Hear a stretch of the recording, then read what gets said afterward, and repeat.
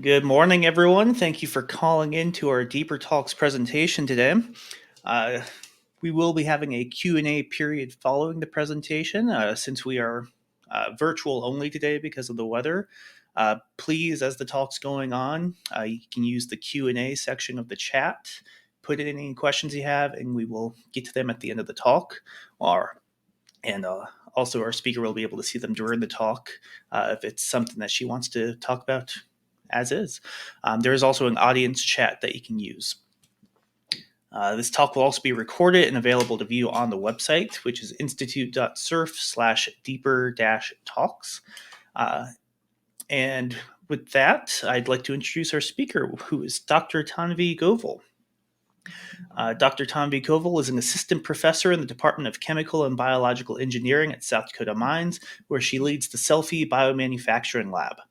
Her lab focuses on innovative cell-free biomanufacturing, turning unconventional materials like agricultural residues, plastic waste, and CO2 into valuable biopolymers and biofuels. Dr. Goval's work is critical in transitioning scientific discoveries to practical applications, advancing green technologies from bench to pilot scale. Additionally, Dr. Goval develops industry relationships to enhance the practicality of academic research, bridging the gap between laboratory work and real-world applications. She is committed to mentoring a new generation of engineers and scientists, promoting interdisciplinary approaches and sustainability. Dr. Goval's commitment extends beyond the lab, developing crucial industry relationships to ensure that academic innovations find practical applications. Her leadership at global conferences further showcases her dedication to promoting sustainable technology solutions.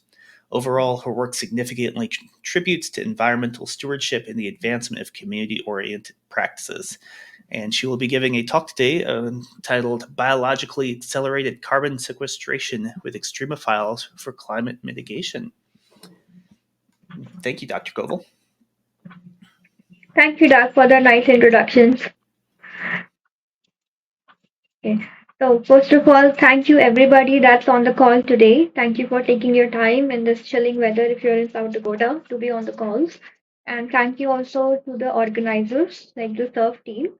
So, if I can remember, this is the third time that I'm coming up presenting using this surf platform to reach out to the community. And I would like to acknowledge right away that every time we have come up presented using the deep talks or other platforms offered to us by Sanford, we have been able to gather a good amount of industrial community interest. Also, some good collaborations around the world. So, again, thank you so much, Surf Minds. One thing before actually I start my presentation, I would like to be very upfront. So, the work I'm presenting today is upon how do we capture carbon dioxide from the atmosphere and use it for a beneficial purpose. Now, you will notice that I will be presenting less of the results that you might have been expecting. That's just because this work is being reviewed for a patent application, and we are actually in the process of introducing second patent. So I will still try to give you a bit information on the experimental design and share with you some experimental insights too that will help you basically acknowledge this tech.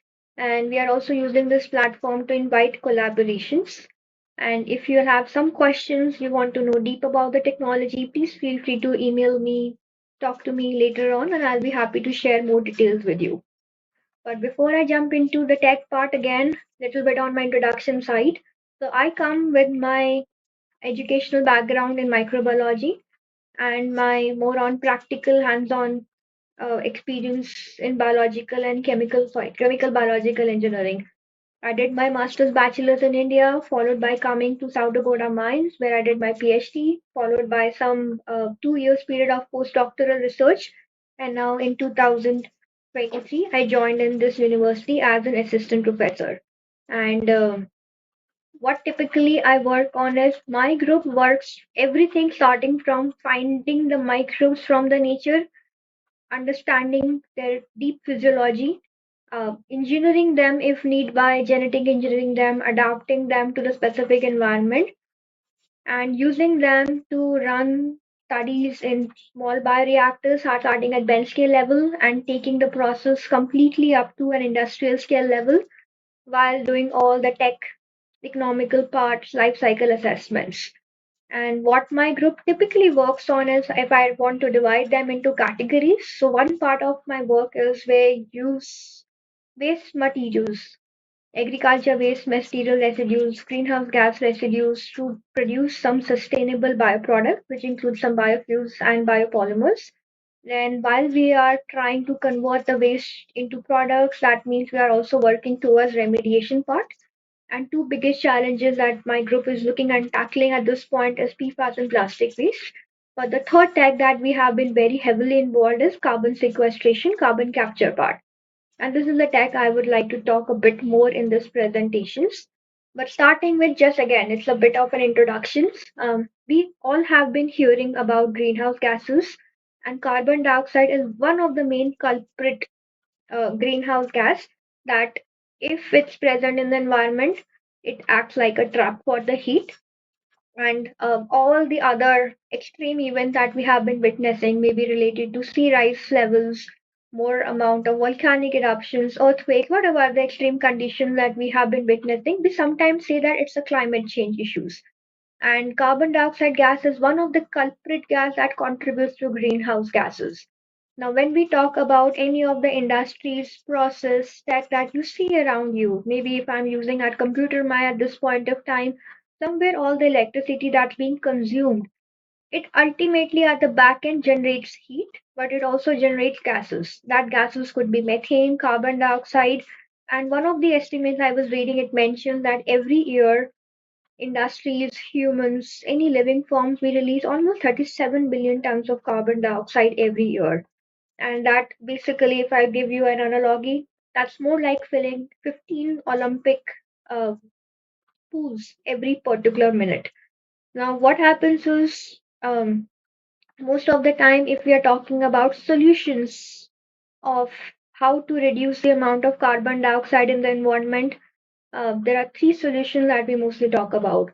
First solution that we have to stop emitting much of these gases upfront, so reduce the amount of emissions. Second tag that mostly people talk about it like do not burn fossil fuels and those natural gases that are the major emitters of carbon dioxide, but switch towards renewables.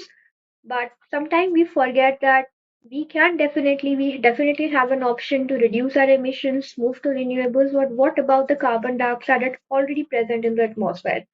It's like a ticking bomb. So something has to be done with the amount of gases that are already present around us in the environment.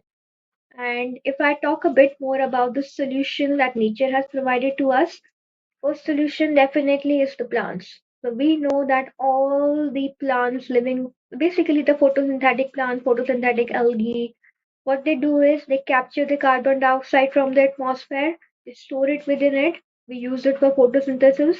But ultimately, what happens if the plants die? Ultimately, again, that carbon dioxide is getting released back into the atmosphere. So plants are our nature's how to say it's our nature's carbon capture machines, natural ones. But again, when they die, carbon dioxide getting released back into the atmosphere. Now, one way you can consequently and permanently sequester carbon dioxide is just burn the plant material under anaerobic conditions, low oxygen, basically pyrolyze it at high temperatures. All the carbon dioxide that has been trapped by the plants, they will ultimately get stored within the material, the back biochar materials. And what happens is this back biochar material that you create by heating up the plants, pyrolyzing the plant material, they can keep the carbon stored within them for hundreds and thousands of years. And it's a very good solution if you want to permanently sequester the carbon. But ultimately, it's I don't think it's a scalable tech because ultimately, if you want to create biochar material, you need some kind of renewables. You need either a plant material or any organic waste material. Then all the pyrolysis that or incineration you want to do, you need energy upfront. It's an energy and cost intensive process. Then, many times, if the biochar material is of bad quality, there are high chances that those materials will be releasing the carbon dioxide back into the atmosphere. So, in short, plants would as a capture system for carbon dioxide, but probably not for permanently storing that carbon dioxide. Similarly, when we look at the second option that nature has provided to us, is the water. So any seawater, freshwater, water systems, they occupy 71% of a land surface. And what happens is how this mechanism works is any carbon dioxide that's present in the atmosphere, water has a tendency to dissolve that carb. And if there is any availability of some ions in the system, like calcium, magnesium, irons, the chemistry converts the carbon dioxide that has been dissolved in the water as carbonic acid into the form of carbonates and bicarbonates. And the animals or the shells that, like the corals, some more animals that live inside in the deep part of the oceans, what they do is they use the precipitated carbs, carbonates, bicarbonates to make their shell surfaces. And this process keeps on going. So one of the studies sometimes we say that oceans are a oceans basically can store 50% of the carbon dioxide at present in the atmosphere, and oceans actually have almost 150 times more amount of carbon dioxide dissolved in them than the air. But all the carbon dioxide that's getting trapped inside in the oceans, that's causing the oceans to get acidified, which is not something that we desire. And then again, at some point of time, if the temperatures of the oceans increase or decrease, there are high chances that you will be again releasing the carbon dioxide back into the atmosphere. So the problem again is plants, oceans, great source for carbon capture, but not probably for permanent sequestrations. So what is being done at this point of time for sequestration or storage part? So the question is, once you have captured the entire carbon dioxide from the atmosphere, what do you want to do with it? And one option is that's most typically used and that's the most explored field is what industries do is especially in industries involved in oil and gas recovery systems or involved in coal, natural gas industries. They take up all the carbon dioxide that has been captured from the atmosphere, they pressurize it, convert it into a supercritical state, and then it's being injected deep under the earth. Now, deep into the earth, you can either store the carbon dioxide as a form of carbon dioxide, or if you want to derive some economic values out of it, you can basically recover it back as an oil, which is called EOR technology. Now, this is a very efficient method, that more explored method of storing the carbon dioxide deep under the earth, maybe close to 5,000 feet deep. But again, this is a very energy and it's very cost intensive process. You need permits of class 612 before you can inject them under the ground. And there are just four states across, I think four legal states across US that allows you to send carbon dioxide deep under the earth. Otherwise, let's say if I'm in South Dakota and I want to store carbon dioxide deep under the earth, I'll probably need some collaborations with North Dakota, create those carbon dioxide pipelines and store them there. But again, upfront, it involves a lot of cost for maintenance and monitoring. Even if you try your best, there are high chances that carbon dioxide subsequently will be leaking back into the atmosphere. Carbon dioxide that you're pressurizing and sending it under the ground, high chances that you're going to induce some seismicity. So that's where sometimes it's said that you have to do it away from the fault lines. Second option is let's not go deep into the earth. Let's try to find some open pit wells. For example, so you can do it subsurface, like try to find some open pits or even mine tailings, any form of carbonate system that's lying open, free of use. So you can do the entire sequestrations or capture or the storage part of carbon dioxide above the ground. No need to go under the deep. But still, even the XC2 or subsurface carbonation process, it does involve upfront another energy and some cost. And there are always a talk about scalability issues. For example, how much is the amount of land you think we'll have to convert for storing the carbon dioxide if we are doing above the ground? So it competes with our regular life cycles. And then there are certain other environmental disruption issues that often pops up. But anyway, around even the existing carbon capture and storage techs. So it means that you are capturing the carbon dioxide, storing them either under the ground or above the surface. There are always high chances that you will be releasing that carbon dioxide back into the atmosphere. So, what is an engineering solution that exists is once you have captured the atmosphere and you want to store it, Rather than storing carbon dioxide in its original gas form or in its supercritical state, what if we react carbon dioxide with rocks and form some carbonate ions? So why cannot we stabilize the carbon dioxide first as carbonate rocks, and then you can send those carbonate rocks either deep under the earth or you can keep it stored above the ground. We can make lot of Egyptian pyramids around us. And if you want to complete the sequestration systems, what ultimately you need is, if you look at little bit on the left side, the reactions. So you'll need carbon dioxide dissolved in water. We need some kind of ions that will be reacting. It could be coming from in the form of, so most of the time it's a basaltic rock system that's the preferred rocks for carbon sequestrations.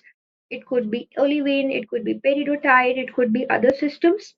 Once you have carbon dioxide dissolved in water, you have the rocks that can form the stable minerals, and you implement the whole process under a very stable temperature and pressure. That's where you can store, capture carbon dioxide, but as the rocks. So if you see on the right, that's an image that's coming from one of the field demonstration that Carbfix has done in Iceland. So they have used some carbon dioxide emissions coming from their geothermal steams, and they use the basaltic lavas, and they have created those rocks up there. And when they say, so whenever we talk about sequestration, that you have to capture carbon dioxide, convert them into rocks, typically in nature, this process takes thousands of years. But if you apply some thermodynamics, if you change the thermodynamics in your favor, this is what carpets have done. They have accelerated the process in a way using the correct temperature and pressure, rather than witnessing the carbonation process in thousands of years. They have been able to do it in a span of 2 years. And particularly thing that our group has been tackling at School of Mines is, what if we want to accelerate this process further? What if we do not want this process to happen even in 2 years and we want to accelerate it to a process of maybe 6 months or in days? And that's where we started to look into extremophiles.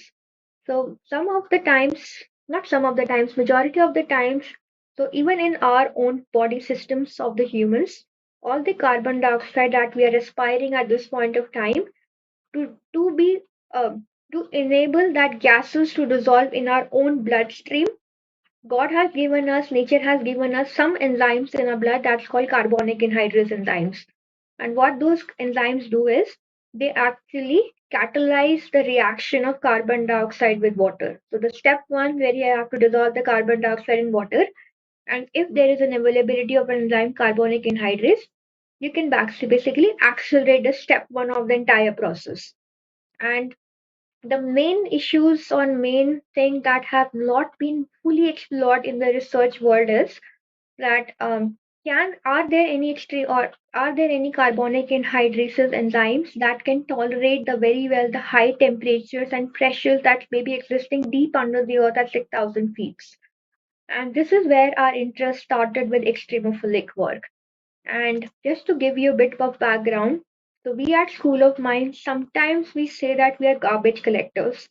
But whenever we are going to landfill sites, Yellowstone National Parks, even surf mines have been a very big platform for us to mine microbes that are extremophilic in conditions. But in our culture collection today, we have more than 300 unique extremophiles. Thermophiles surviving high temperatures, psychrophiles surviving low temperatures, piezophile surviving high pressures. And we thought of, ultimately, if we have to accelerate the process of carbon dioxide reacting with water so that they can be ultimately mineralized before storing under the ground or above the surface, cannot we find or explore extremophiles? And this is the tech that we have been working in the past 3 years as part of our NSF project. What we did was we simulated environmental conditions deep under the earth in the form of some cold steel pressure vessels. So this pressure vessel that was created by another team members of me, which are the geologists, it's a petrological vessel. This vessel allows you to take the temperature starting from 20 degrees Celsius to 150 degrees Celsius, allowing you to take up the pressures close to from, let's say, 1 bar atmospheric pressures to 1500 bars. So we use this small chamber to simulate different temperature pressure conditions. And we did was we took up small gas vials, injected carbon dioxide dissolved at different pH values into the system, added certain amount of our extremophilic microbes again into the reactions, followed by some basaltic rock system that we collected from Hawaii Island. Used different surface areas, temperatures, pressures, pH, different extremophilic combinations, etc. And what we ultimately found was we were able to capture carbon dioxide and convert the carbon dioxide, every one molecule of carbon dioxide, into every one molecule of calcium carbonate, not in a span of 2 years, but just in a span of 10 days. So we did again, this is a lot of experimental optimization that happened, but we found that if we are keeping our temperatures between 50 to 100, pressures between 50 to 800 bars, pH between close to 5, pH of 5, then the extremophilic microbe we are able to work on. If they have access to basaltic rock systems, they are able to capture carbon dioxide within just a period of 10 days. And we have verified the carbonate formation not only on the surface of the bacteria using a system that we have at School of Mines that's called Nano IR3. This Nano IR3 system allows you to take a capture. It's an AFM system integrated with IR. It allows you to take pictures of the microbes and then pinpoint exactly on the surface what's the precipitations. And we have also verified the entire precipitation process using some microscopies, electron microscopies. So on the left hand side, this is just one picture out of a different experimental setups, but you can see that when we were using in our entire chemical reactions, we could actually see some precipitates appearing as calcite. And this is the tech that we have been working, chasing on. One of the patent applications has already been filed, and now we are choosing the second application package. Now, in the second application package, what we have been doing is, so all these experiments that we have done to date have been done in the laboratory levels. And again, as a revision, what we do is we take a carbon dioxide, we dissolve it in water at certain solubility levels, and we ultimately inject our microbes along with the right biochemical reactions, right temperature, right pressure, right pH, and we produce some carbonate out of it. And at this point, we are working with a direct air capture company that's based in San Diego. This direct air capture company, which is called Carbon Blade, they have developed a deployable system. And what they are doing is they are using some electrochemical reactions to capture the carbon dioxide from the atmosphere, close to at $100 per ton of CO2. Their systems are completely deployable, means they are run using renewables. And they are right now at this point of time, we are using carbon dioxide for all our experiments, but coming from carbon blade system. So this is one part of the tech that we are certainly and currently working on. And then there is second part of the system that we're currently working on is along with some local cement and local electrical companies is we are trying to find that what happens if we can replace the requirement of pure carbon dioxide to a requirement of two gases. So any cement, coal-fired power plants, paper mills, bioprocessing industries, wineries around us, everything that's around us most of the time, they are emitting carbon dioxide gases, but pre-mixed with some sulfur oxides, nitrous oxides, some methane gas probably. And at this point of time, our team is chasing into the problem set that rather than using pure carbon dioxide, what if we move our tech to the use of flue gases? And if we are able to demonstrate our tech with flue gases, it is a huge saving on energy. It's saving us huge on the cost. It's creating for us an option to also convert some of the impurities in the system, sulfur dioxide, nitrous oxide, into some potentially good byproducts. It's a simple, straightforward capture system, and how it will work is it will capture carbon dioxide from the flue gases, store it, sequester it. And it's very practical at this point of time how we are designing the system. any industry that's around you, if they have a site, we can create deployable systems, deployably big bioreactors that could be installed on site. And one question that we often get from industries when we were working on this tech was they mentioned that if we want to operate the system again at, let's say, high temp of 100 degrees Celsius, upfront it invites a lot of operational costs, operational infrastructure requirements.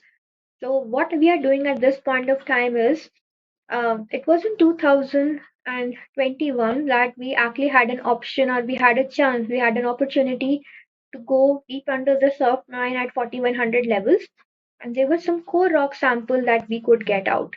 And out of those core rock samples, starting from 50 feet, I think it was 50 feet, yes, 50 feet core rock sample to 2000, sorry, 200 feet core rock samples, we actually started looking for life at 400 feet level deep inside the surf mine. And our idea was that we know that temperatures maybe at 4100 levels are not reaching 100 degrees Celsius, but we definitely know that the pressures under the ground in the surf mine, we might be able to find some good high pressure microorganisms. And coincidentally, we have found four living microorganisms from the deep core sample that we collected in 2021 from the surf samples. These microorganisms, are basic testings in the lab tells us that these microorganisms are able to survive or are all the high pressure carbon sequestration experiments. This is fine kind of being processed under the patent application, but if I can just tell you a bit, one of these microorganisms out of the four mentioned on the screen, we have found that they do not die and they are able to survive 1,000 bars of pressure. And at this part, some of our undergraduate students are very willingly looking into what is the surface chemistry. Maybe they are having some specialized membranes and enzymes that have got adapted into them while they have been sitting deep under the surf. So this is what is the work where we are trying to relate. I mean, surf has been a great source of us for these microbes. And ultimately, again, there are a lot of questions that still impends.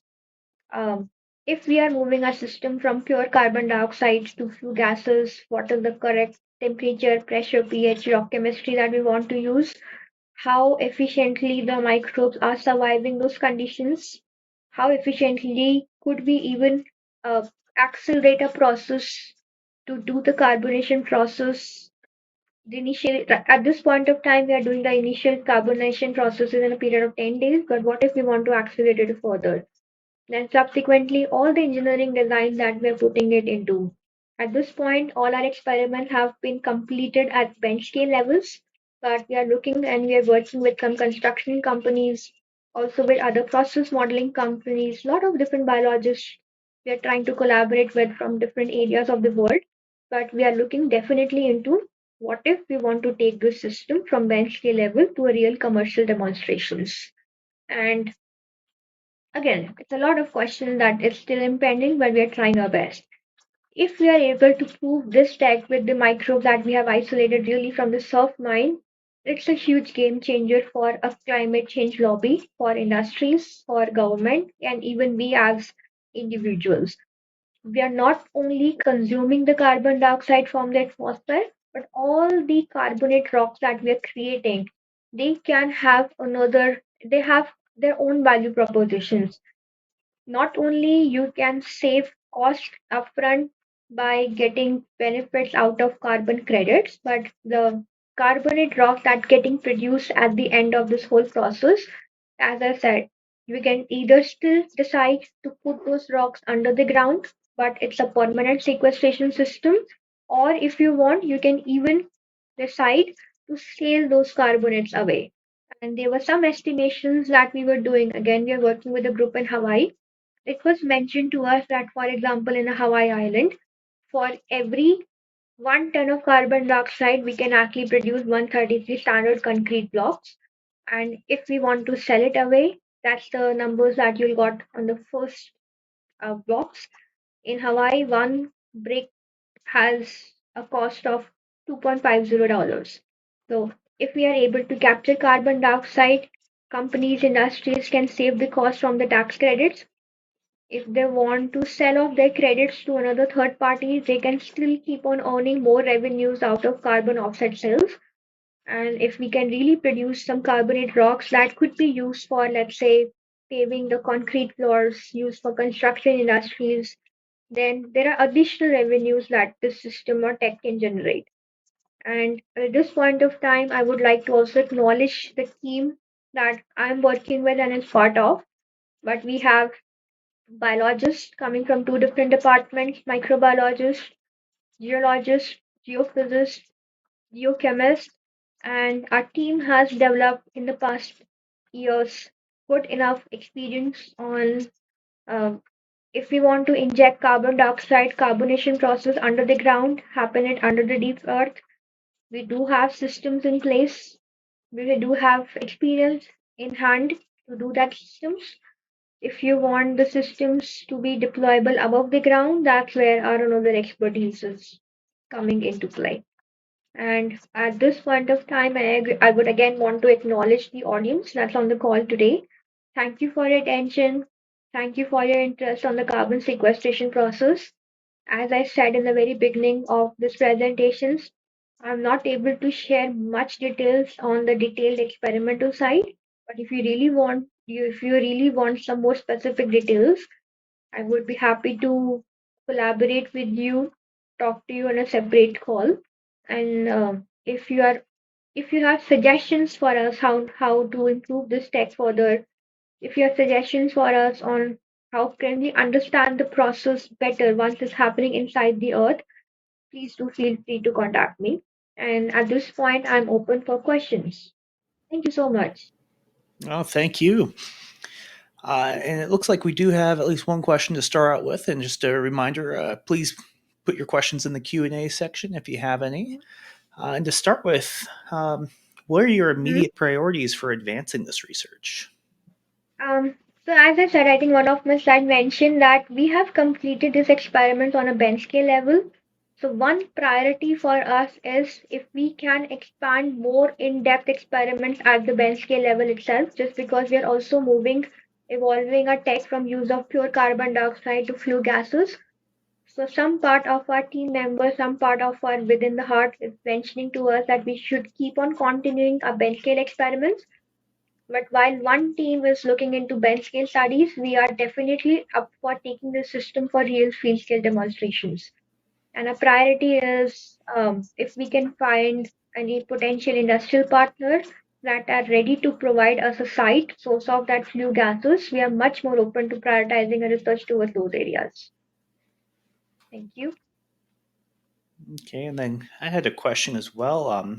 Is it Yeah, challenging storing these microbes before using them, or no, do they survive okay when they're not at high pressures or temperatures? correct. So that's the beauty of these extremophilic microorganisms. So imagine it's more like at what temperature and pressure you are more active. So in a whole day process, there is a time period that maybe you'll feel very much cozy and comfortable sitting on the couches. Temperatures are high, not that cold. But once you are getting out of your homes and surviving those extreme weather conditions, colds, etc., you are still surviving. The same is for the microbes. They keep on surviving at all the possible temperature pressure conditions that you bring to them. But this is the temperature pressure that we talk about. They're where they're most active. It's not difficult to store them at all. It's great to hear. And I'm Thank just going to you. give a second here to see if any more questions come in from the audience.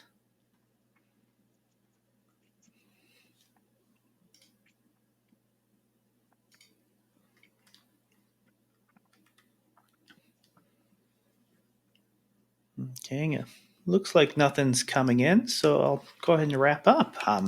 This talk will be available to view and share using the same link you received to join the talk, or you can go to Vimeo and the Sanford Lab Institute account, or the institute.surf/deeper-talks webpage, where all the deeper talks are hosted.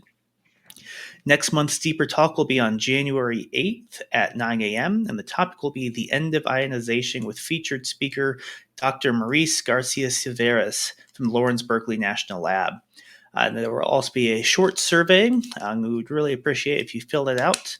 And the survey link should be going in the chat here shortly. Um, and Yep, there it is. Your feedback is important to us, and if you have a future topic or speaker you'd like to have us consider, please share with us as well. Thank you, and have a good day, everyone.